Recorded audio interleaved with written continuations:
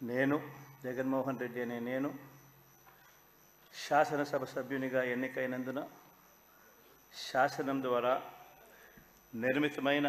భారత రాజ్యాంగం పట్ల నిజమైన విశ్వాసం, విధేయత చూపుతానని, భారతదేశ సార్వభౌమాధికారాన్ని, సమగ్రతను